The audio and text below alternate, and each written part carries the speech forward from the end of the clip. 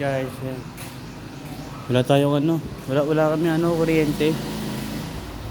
Ewan namin kung saan kami, kung ano oras magkakameron. Ayun o. Wala talaga kuryente. Buong Imus daw, wala kuryente guys. Tingnan natin kung magbubukas sila. Grabe na yung gym, tagun-tago na yung gym. Dati nandun yun eh. Ngayon nandito na siya guys. Tapos narangan pa ng kahoy. Sabi nila daw kasi maglagay ng ng tarpaulin kung wala kang business permit. Kaya ayan. Inuna lang namin yan.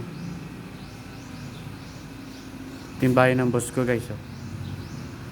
Ang aga niya nagising kasi walang kuryente, na initan siguro.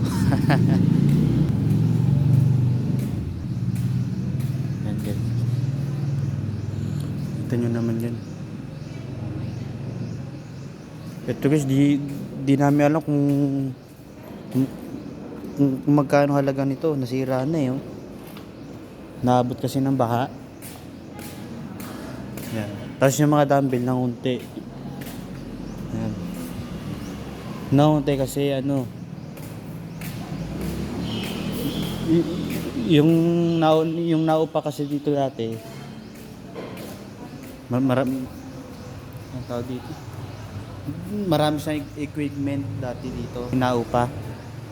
Tapos ito, yung mga natira, yung dati na yan, yung pinakaluma. Matagal na to guys, 2013 pa yan. Wag dun dati nakalagay yan oh. Ito, dun.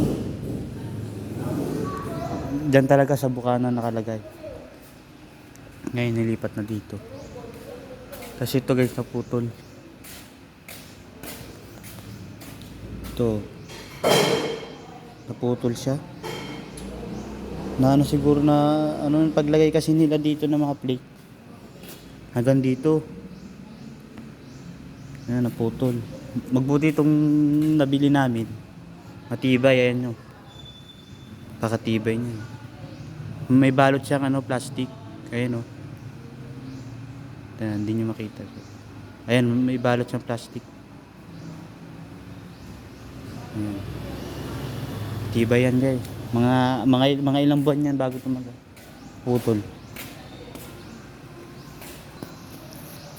So yun lang guys, maraming salamat sa mga viewers ko dyan, mga subscriber. Maraming salamat sa inyo. Ayan. So yun lang ang update natin. God bless. Ayan, God bless po sa atin. Sa mapagpalang araw sa atin.